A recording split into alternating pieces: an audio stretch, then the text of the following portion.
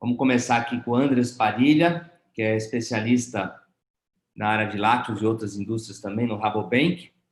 O Andres tem estado conosco aí em outros episódios, né? Inclusive teve aqui em abril, né, Andres? A gente na época estava com um cenário muito complicado, né? A perspectiva, e de repente esse cenário até agora não aconteceu. Então até o tema da apresentação é por que a maior parte dos mercados internacionais ainda não sentiu o baque que a gente estava contando lá naquela época, né? Então, bem-vindo, Andres, mais uma vez. É um prazer aí contar com você novamente conosco.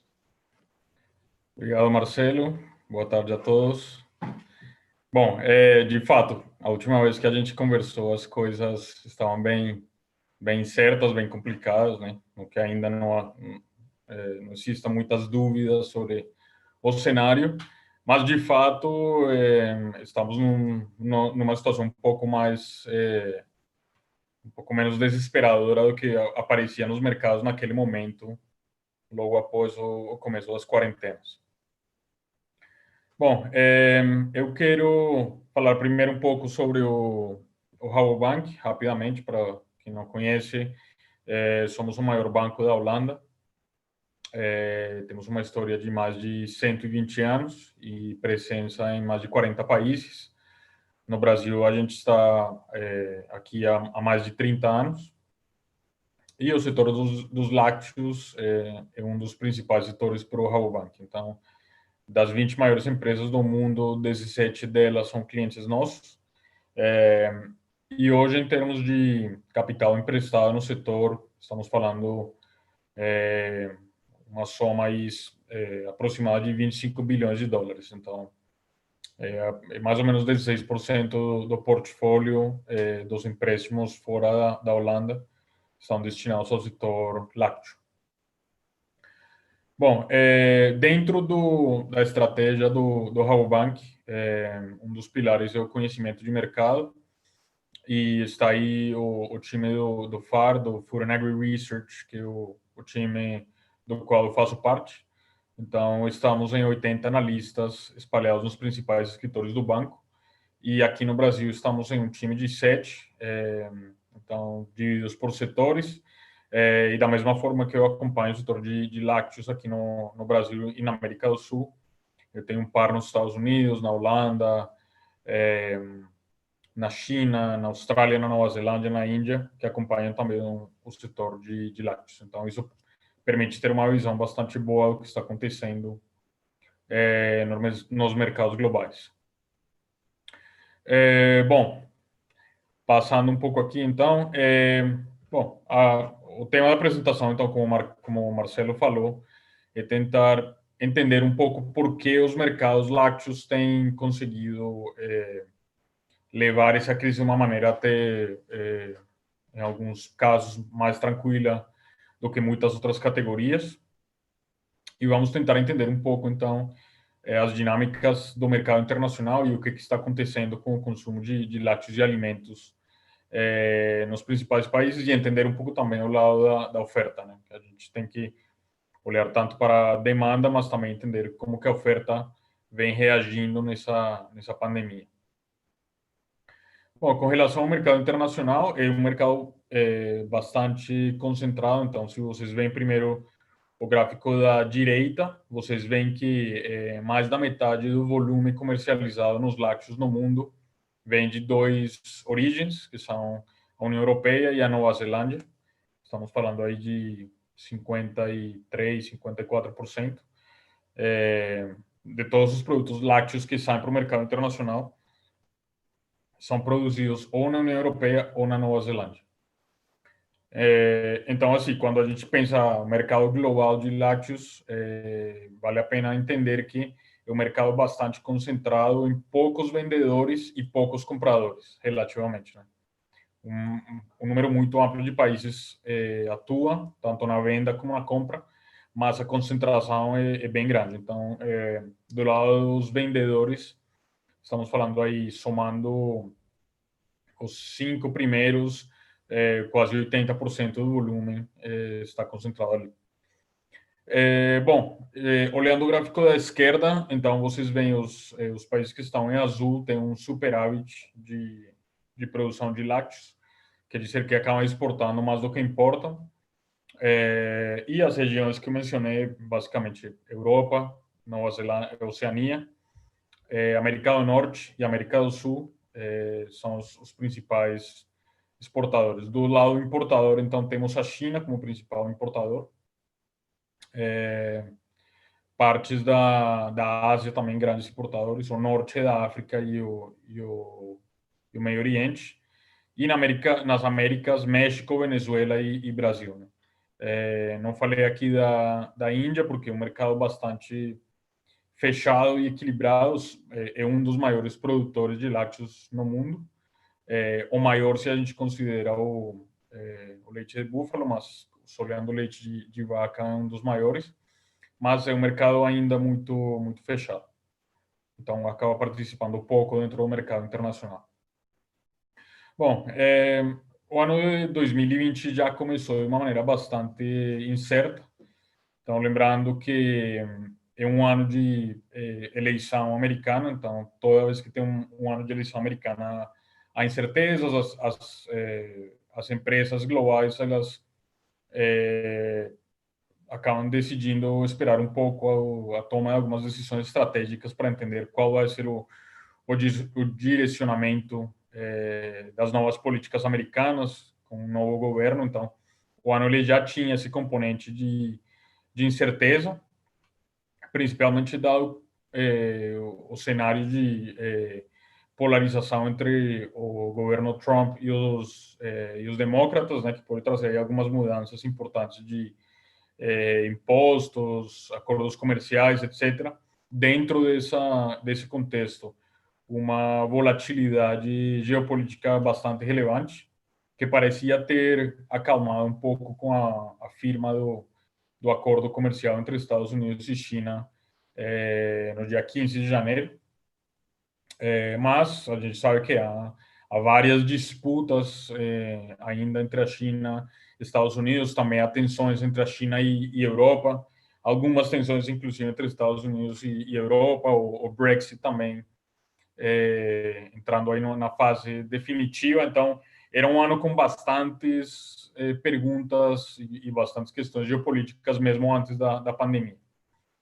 E, enfim, um pouco indo na linha do que o Celso falou na apresentação dele, grandes incertezas com relação ao desempenho econômico esse ano e o ano seguinte das principais economias do mundo. Então, sem dúvida, estamos passando por uma recessão muito forte, uma das maiores aí nos últimos 100 anos. E se vocês veem aqui no gráfico, as projeções dos nossos economistas mostram que a grande maioria dos países parece que nem em 2021 vão conseguir recuperar parte do tombo de 2020. Então, poucos países, somando os 2 anos, conseguem recuperar e ter um crescimento positivo ao longo desse período de dois anos. Então, assim, hoje estamos um pouco mais cautelosos com relação ao que será uma recuperação no ano de 2021. Bom, as quarentenas chegaram, então, no pior momento para vários produtores de leite, pensando que o hemisfério norte, no começo da primavera, é quando tem o crescimento forte da produção de leite, tanto na Europa como nos Estados Unidos, dois dos principais atores do mercado internacional. E a gente acabou vendo, infelizmente, algumas cenas tristes nos Estados Unidos, por exemplo, produtores tendo que jogar fora sua produção, porque as cooperativas e os compradores de um dia para o outro falaram: bom, a partir de semana que vem você vai me entregar 15% a 20% a menos de leite, ou você vai ter uma multa e vai acabar perdendo dinheiro sobre esse produto. E rapidamente, então, temos uma projeção de aumento de estoques, principalmente na Europa, dado essa queda no processamento e no consumo final. Claro, lembrando que cada país é diferente, mas tanto na Europa como nos Estados Unidos, os governos acabaram se mobilizando de uma maneira bastante forte para compensar aos produtores. Então, no caso, por exemplo, dos Estados Unidos, estamos falando aí um auxílio de $750.000 para cada produtor, é uma soma até $750.000, uma soma relevante para vários deles. Na Europa foram acionados os mecanismos de compra e estocagem da União Europeia. Isso acabou nivelando bastante, de uma maneira bastante eficiente os preços, tanto dos produtos como do preço ao produtor, e acabou sendo um fator, eu diria, decisivo em conseguir nivelar um pouco essa queda que a gente estava vendo rápida dos preços no início da quarentena. Então, esse é o primeiro ponto. Mecanismos para compensar as perdas aos produtores e para nivelar o mercado em alguns dos principais países. Bom, outro grande ponto que tem ajudado muito os mercados de leite e os mercados de alimentos em geral tem sido os estímulos recorde que a gente tem observado em todas as principais economias. Então, inclusive nas emergentes, como é o caso do Brasil. Mas a gente vê, sem dúvida, que os governos, a diferença da crise de 2008 ou 2009, se mobilizaram de uma maneira muito mais rápida, decisiva e quase que coordenada, porque foi rapidamente entendido que era uma crise muito profunda, que ia trazer uma perda de renda repentina para os consumidores. E, do ponto de vista político, era insustentável deixar as pessoas trancadas em casa e sem renda, né? Então, muitas pessoas ficaram em casa do dia para a noite sem conseguir se mobilizar, sem conseguir sair com normalidade dadas as quarentenas. E muitas empresas também sofreram o impacto de uma maneira muito rápida. Então, aí vieram esses estímulos recorde. Por exemplo, no caso do Japão, até mais de 20% do PIB equivalente, né, considerando toda a ajuda financeira, monetária, fiscal. Nos Estados Unidos, uma soma de 13%, que já é bem maior do que foi gasto em 2009. Né? Então, assim, esse auxílio emergencial e esses incentivos monetários trouxeram uma recuperação da renda muito rápida e uma estabilização no consumo de alimentos que acabou favorecendo diretamente o setor dos lácteos. Bom, sem entrar muito aqui nesse tema, eu sei que a próxima apresentação vai falar do food service, mas nitidamente a gente vê como o setor de varejo, supermercados e o setor de food service no Brasil está tendo um comportamento completamente oposto. Então, no gráfico da esquerda, vocês veem o faturamento dos bares e restaurantes no Brasil caiu no pior momento 80%. Hoje, de acordo, esses são dados publicados pela Cielo, o faturamento no setor está próximo de 50% abaixo do que estava antes da pandemia. Ainda é uma queda muito forte, mas pelo menos vem recuperando um pouco. E a lógica é que, na medida que as economias vão reabrindo e que as cidades vão voltando a certa normalidade, esse consumo vai voltando. Né? Parte da recuperação também foi pelo aumento de deliveries e de aplicativos. A gente acredita que parte disso vai se manter como uma mudança permanente. Porém, parece bastante claro que vai ser difícil para esse setor recuperar 100% da sua atividade no curto prazo. Né? Pode ser que, eventualmente, com uma vacina ou com o fim da pandemia, esse setor consiga voltar ao nível próximo que tinha antes da pandemia. Do outro lado, os supermercados, a gente viu claramente no gráfico na apresentação da Nielsen, mais cedo, como no começo da pandemia houve uma explosão de consumo. O faturamento hoje está rodando em algumas semanas 15% a 20% acima do que era antes da pandemia, e isso, claro, ajudando muito os alimentos. E eu queria sinalizar uma coisa aqui. Esse aumento de consumo no lar e de fazer mais refeições em casa é positivo para o setor dos lácteos, dado que o setor dos lácteos depende muito do café da manhã como ocasião de consumo para o consumo dos lácteos, né? Então, o consumidor hoje e sempre ele acaba consumindo boa parte dos lácteos no café da manhã. Então, esse é um ponto positivo. Bom, com relação à recuperação da economia, concordo com o Celso que há grandes incertezas e é difícil a gente projetar como será essa recuperação.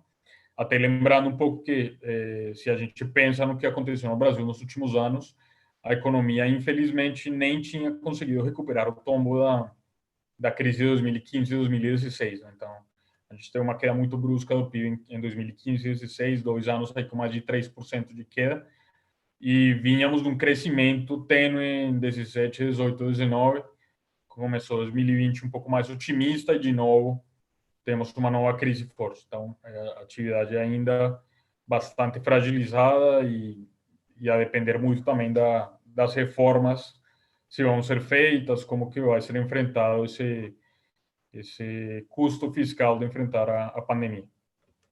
Mas o certo é que no curto prazo o governo brasileiro se mobilizou e o Congresso brasileiro se mobilizaram de uma maneira bastante decisiva com o auxílio emergencial. Estamos falando aí de um programa que nas primeiras 5 parcelas equivale a quase 6 orçamentos do Bolsa Família. Então, são mais de 180 bilhões de reais, quase 3% do PIB. E isso, sem dúvida, também acabou ajudando as vendas no varejo. Né? Então, a pergunta é se essa ponte que foi construída da pandemia até um eventual fim da pandemia vai ser suficiente para, uma vez acabem esses auxílios, a atividade econômica já estar rodando numa velocidade que vai permitir às pessoas recuperar parte da renda que foi perdida na crise. Né? Essa é uma das grandes dúvidas para 2021. Com relação ao mercado internacional, a gente enxerga uma oferta global que vai continuar crescendo, porém a um ritmo menor. Então, as projeções da Europa e dos Estados Unidos são de um crescimento menor. Parte disso foi porque os rebanhos sofreram uma redução no começo da pandemia. Então, quando houve essa queda na demanda dos lácteos, os produtores acabaram diminuindo o tamanho do rebanho em algumas regiões. Em outras, porque o preço ao produtor ainda não recuperou. E em outras, temas climáticos, como o tema da sequia na Europa, etc. E algumas regiões, como é o caso da América do Sul, um custo da ração elevado, vão trazer um crescimento menor da oferta também. Bom, por enquanto, a demanda global está se sustentando, então esses auxílios estão virando maiores compras dos lácteos. Mas, claro, há grandes incertezas com relação ao que vai acontecer daqui para frente. Esse gráfico aqui da esquerda mostra a demanda de importação dos lácteos dos principais compradores no mundo até o mês de maio, final de maio. E a gente vê que a China, por exemplo, surpreendeu com o aumento das suas compras de lácteos nos primeiros 5 meses do ano. Né? Então, assim, a China é um dos poucos países que vai conseguir provavelmente crescer sua economia em 2020. E isso já está se refletindo nos dados de consumo. Porém, há grandes perguntas ainda sobre se essas compras a mais da China estão sendo simplesmente uma maneira deles repor estoques de uma maneira estratégica, aproveitando os preços baixos no mercado internacional, ou se de fato é uma melhoria na demanda e no consumo. Então, ainda eu acredito que é um pouco cedo para esperar. Outro ponto é que a China, dadas as incertezas geopolíticas e as tensões que vem acontecendo com os Estados Unidos, com a Europa, inclusive com a Austrália, tem sinalizado uma intenção de aumentar a produção de leite dentro da China e tentar reduzir um pouco a dependência das importações. Então, qualquer movimento nesse sentido poderá eventualmente tirar um pouco das compras chinesas do mercado internacional, o que seria um ponto bem relevante a partir aí dos próximos anos, com maior comprador, tirando um pouco o pé das compras. Bom, então, assim, a grande incerteza hoje qual é? O que vai acontecer em 2021, quando esses estímulos monetários fiscais comecem a diminuir? O consumo de alimentos, ficou claro que continua a ser uma das prioridades. A gente entende que para qualquer governo é muito caro, politicamente, deixar a sua população passar fome. Então, mesmo se foram precisos novos pacotes de estímulo, a gente entende que é provável ter novos pacotes de estímulo, como está sendo negociado hoje nos Estados Unidos, por exemplo. Isso, de uma maneira ou outra, acaba ajudando o consumo de alimentos, só que deslocando bastante o consumo de um consumo mais caro fora do lar para um consumo dentro do lar, mas num volume mais ou menos semelhante. Para alguns mercados, como o mercado americano, o consumo de food service é muito relevante. 50% dos lácteos são consumidos via os canais de food service. Para o mercado, a grande maioria dos mercados emergentes é uma proporção bem mais próxima de 20%. Então, a gente entende que teremos que analisar os dados e entender como que essa recessão vai se desenvolver. Pode ser que tenha uma vacina também no começo do ano que vem, que isso traga uma certa estabilidade e que a confiança do consumidor volte a um patamar semelhante ao que tínhamos antes da crise. Então, assim, resumidamente, a gente acredita que os mercados internacionais vão manter uma certa estabilidade. Vai ser difícil eles voltarem tão rápido aos preços que a gente tinha no final de 2019. Vocês veem aí as projeções para alguns preços já bem perto do que a gente tinha antes da pandemia, porém, para outros, ainda vai demorar um pouco essa recuperação. Bom, depois, nas perguntas, a gente pode aprofundar mais em alguns temas, mas em grandes medidas era isso que eu queria compartilhar hoje com vocês. Muito obrigado.